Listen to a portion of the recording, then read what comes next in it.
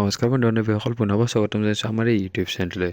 বন্ধু-বান্ধৱীসকল, আছাম পুলিচৰ যিসকলে চাকৰি পাবলৈ সক্ষম হৈছে সেইসকলৰ বাবে এখন নতুন নটিচ ৰিলিজ কৰিছে। কি এই নতুন নটিচ ৰিলিজ কৰিছে সেই সম্পৰ্কত আজিৰ ভিডিঅ'ত আমি আলোচনা কৰিম। তেনেহ'লে পলম নকৰাকৈ আজিৰ ভিডিঅ'ত আমি আৰম্ভণি কৰোঁ। বন্ধু-বান্ধৱীসকল, এইখন হ'ল নটিচ। এইখন অফিচিয়েলি ৰিলিজ কৰিছে যি 144টা ইউবিৰ কাৰণে পদ আছিল, লগতে বিভিন্ন ধৰণৰ পদবোৰ আছিল যি 1645টা পদ আছিল ইউবিত আৰু 2300টা পদ আছিল এবিত। গোটেইবিলাক পদৰ বাবে যি ৰিজাল্ট মুকলি কৰিছিল তাৰ সন্দৰ্ভতে এইটো মুকলি কৰিছে। আৰু যিসকল চিলেক্টেড হৈছে সেইসকল কেণ্ডিডেটক 3 ডিচেম্বৰত 11টা বজাত সৰুসজাই ষ্টেডিয়ামত মাতিছে এপইণ্টমেণ্ট লেটাৰ ডিষ্ট্ৰিবিউশ্যন চেৰেমনীত।